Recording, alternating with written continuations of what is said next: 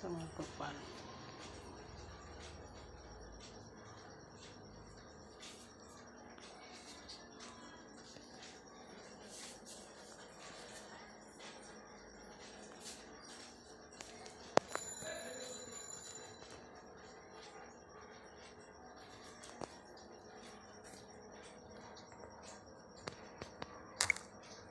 বন্ধুরা দেখো, এখন 1টা বেজে গেছে। ছেলে ঠাকুরকে আজকে গণেশ পুজো, যেহেতু এই ছেলে দেখো মিষ্টি, ঠাকুরের মালা সব কিনে নিয়ে এসছে। এই মালাটা কিনে নিয়ে এসছে।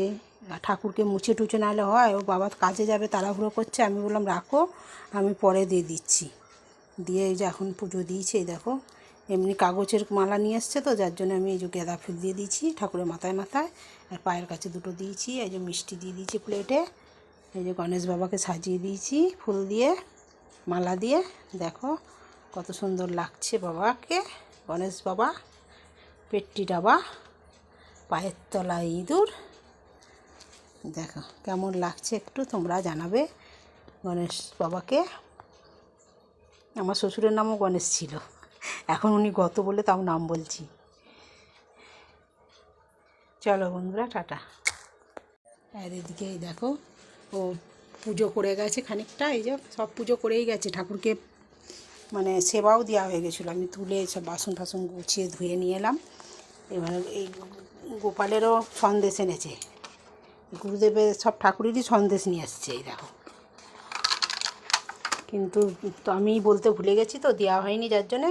কেন বিকেলবেলা তো আবার সেবা দিতে হয়। এই যে গোপালকে, আমাদের গুরুদেবকে সেবা দিতে হয়। থাক, বিকালে দিয়ে দেবো। এখন তো সব সকালে সেবা দিয়েছিল, তোলা হলো, দিয়ে সব বাসন টাসন ধোয়া হয়ে গেছে, যার জন্যে বিকেলবেলা আবার এসে বিকেলবেলা সেবা দেওয়া হবে, তখন দিয়ে দেওয়া হবে।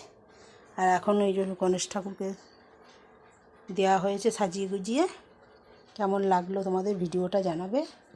আর এই যে পুজো দিয়ে নিয়েছি, যে ধূপ জ্বলছে, 2টো ধূপ জ্বলছে দুদিকে।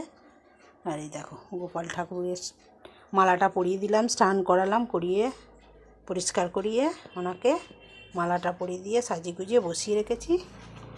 সকালে সেবা হয়ে গেছে ওনার। এখন ওই জন্যই বিকেলবেলা এটা দেবে, থাক, বিকেলবেলা দেওয়া হবে।